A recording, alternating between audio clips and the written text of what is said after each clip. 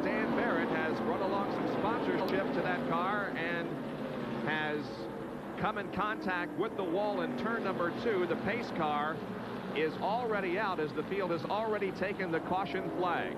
Did you see Elmo Langley, the pace car driver, pull out in front of those racers? Time to take over 10th from Terry. Oh, and Ken Schrader is in the wall, and Brett Bodine is also involved. That's in turn 2.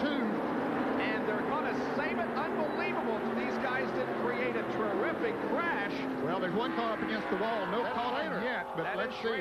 He's still riding the rim around there. You wonder how much debris is flying off of that race car. Yes, all right. Now we're going somewhere. No, we touched.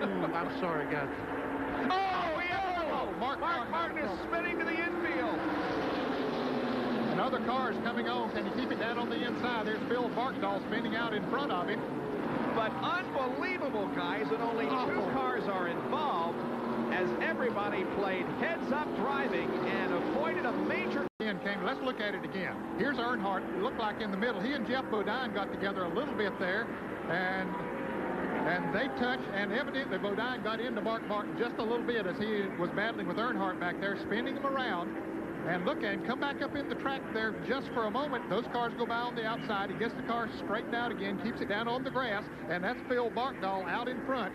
The smoke that you saw out at the end of pit road. What happens is that Earnhardt touches Bodine, and Bodine touches the 6 car, and away we go. And send him spinning around.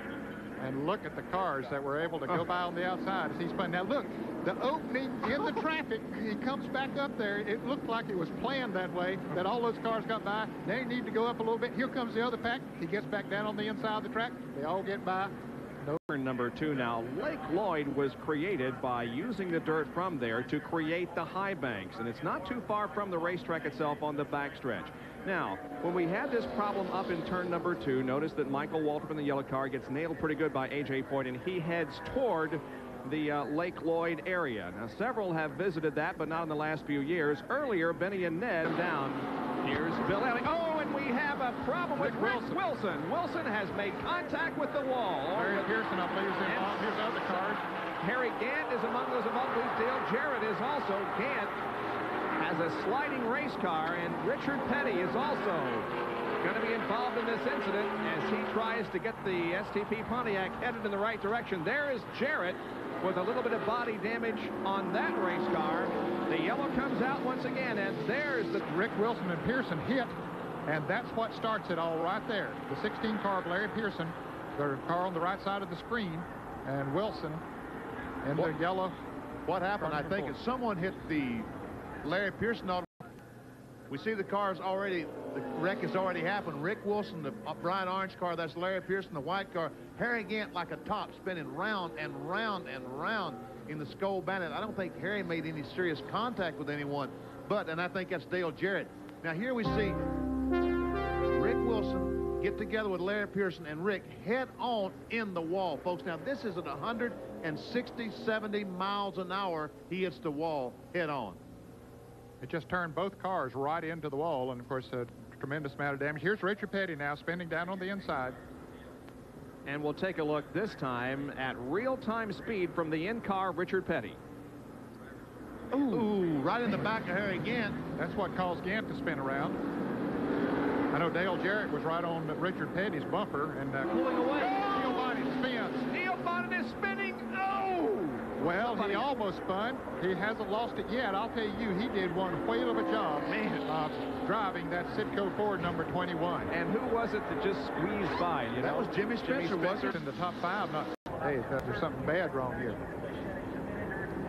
Looking forward in replay. There he is. He has already hit the wall. You can see the smoke coming from the car. That's Ricky Rudd in the green car going by on the inside. Oh, they almost touched Allen back and forth. Yeah, I think they did touch a little bit there going into turn 1. Oh, and Lake Speed is on the roof. Flipping down the backstretch. The car rolling over several times. Dave Marcus involved in it. Looked like Jimmy Spencer's car was involved. Here comes Hut Strickland spinning around. Jimmy Means in the back of the pack got by. He'll pick up a bunch of positions. Lake Speed's car apparently hit the outside wall and just started tumbling down the racetrack. There you can see the very badly damaged Oldsmobile. Well, it looked like Lake Speed was trying to shoot up through the middle there as they were drafting for position, and perhaps got tapped by Sterling Marlin in the blue car behind and shot him into the wall. The car started going over and over, and you can see the cars trying to move around him. There's Dave Marcus, hit him hard. Here's Jimmy Spencer. It looked like down on the inside. He got in on it. And here comes Hut Strickland in the car number 57 sliding out through there. And from another angle. I think that Ned said it just right. I think that there was contact between the 83 car and the 94 car Sterling Marlin. And Dave Marcus gave Blake a pretty good rap going down through the grass. And look at the windshields. Look at the debris, the dirt flying. For Davey Allison and Morgan Shepherd and Bill Elliott and Bill Parsons, they're on the last tour of the 2.5-mile trioval at Daytona in the Pepsi 400. It is Allison that is staying out front by about a car length over Morgan Shepherd as Bill Elliott falls back just a little in third position. They come out of the 31 degrees of banking and down the flat backstretch for the final time, and they pass by Darrell Waltrip, who was successful here at this racetrack in February in the Daytona 500. Now, the cars set themselves into turn number 3, and Davey's wife, Morgan's wife, is just hoping and praying everything she has that Morgan can pull out the victory. Let's see, we have a battle for third position. The win is going to be by Davey Allison. He crosses the stripe and wins. Morgan is second, and Bill Parsons, I believe, got third at the last moment, passing Bill Elliott.